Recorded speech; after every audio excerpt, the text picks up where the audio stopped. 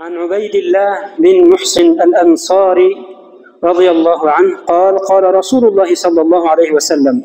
از عبید الله محسن الانصاری روایت است که پیامبر خدا صلی الله علیه و سلم فرمودند: من اصبح منكم آمنا في سربه معافا في جسده عنده قوت يومه فكأنما حيزت له الدنيا بحذافرها.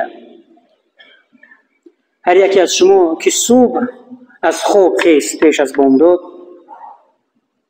آمنا فی سربه، نعمت امنیت رو دریافت در خانهش، در وطنش، هیچ آوازی گریه و هیچ آوازی تفنگ و توپ نیست. پیامبر خدا صلی الله علیه وسلم امنیت رو اول ذکر کرد. معافا فی جسده، سلامتی رو دیم ذکر کرد. در جسم و بدنش هیچ بیماری نشده است.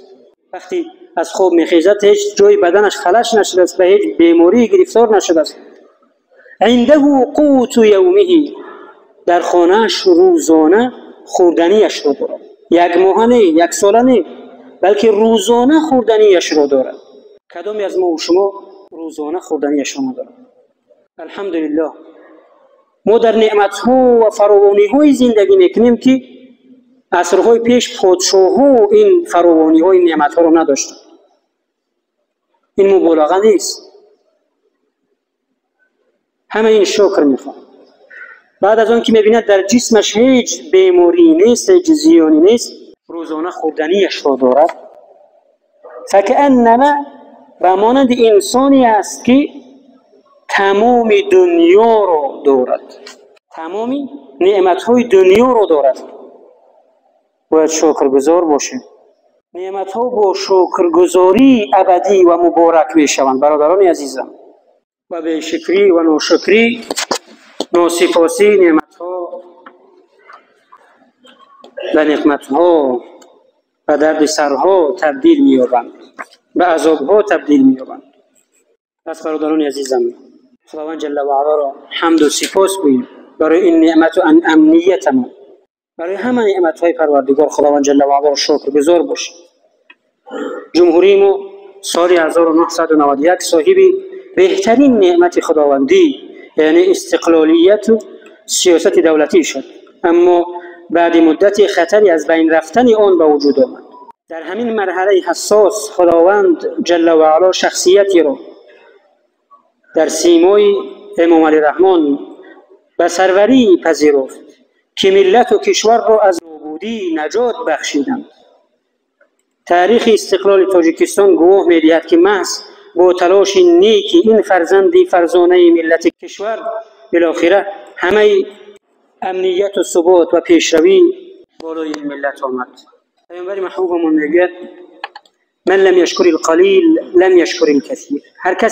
هر کسی که اندک رو اگر شکر گفته نتواند، اون نعمت زیاد رو هم شکرگزاری کرده نمیتواند. ولم یشکر الناس لم یشکر الله. و هر کسی که یک انسان رو برای نیکی هایش، برای خدمت هایش، پدر و مادرش رو، همسرش رو، فرزندهایش رو، راهبرش رو، پیشوایش رو، برای خدمت های شایسته‌اش اگر شکرگزار شده نتواند، لم یشکر الله، خدا رو هم شکر گفته نمیتواند. التحدث بنعمت الله شکرا، و ذکر آوردن و به زبان آوردن نعمت ها، این شکرگزاری خداوند جل و علا هست، شکرگزاری نعمت های پروردگار است. و ترکوها کفرا، و نگفتنی نعمت ها، قدر نکردن نعمت ها، این ناشکری است برادران عزیز. و الجماعت رحمت، و سرجمعی مسلمانان این رحمت است برادران عزیز. و الفرقة عذاب، و پراکندگی همیشه عذاب است و بی‌برکتی می‌آورد برای انسان ها.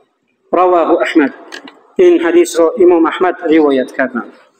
ما باید در دعاهایمان در حق پیشوای ملت دعا کنیم که خداوند جل و علا برکتش بدهد، با هدایت و با برکت نگاهش بدارد و در خدمت مسلمانان، خدمت جمعیت، خدمت ملت و سرزمین کامیاب و موفق نگاهش بدارد. خداوند عمری درازش نصیب کند. و هر کسی که در برابر این سرور ایستادند و خدمت این ملت این مردم کردند، خداوند جل و علا همه آنها را و خصوصا عسکرهایی که در مرزها میستند برای تینجی و امانی ما و شما، خداوند جل و علا همه آنها را در پناه عصمت خویشش نگهبان باشد، عزت و برکت و نصرت و هدایت نصیب کند، عاقبت و آخرت همه ما را نیک کند.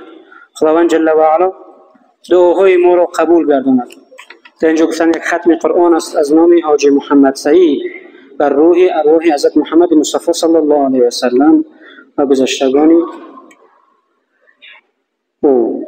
یک ختم قرآن از نام یک برادر در حق گذشتگان شد.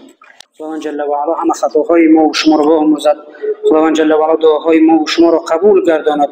برادران و خواهران ما که در مهاجرت مهنتی هستند در حفظ و پناهش نگهبانشان باشد، آنها را با عزت و سلیم و با برکت و وطن عزیز بر بگرداند. پروردگارا استقلال، صلح و ثبات و پیشروی دینی و دنیوی این ملت، این سرزمین و تمام سرزمین‌های مسلمانان را همیشگی و ابدی بگرداند. پروردگارا اسلام و مسلمانان را نصرت و عزت نصیب بگرداند.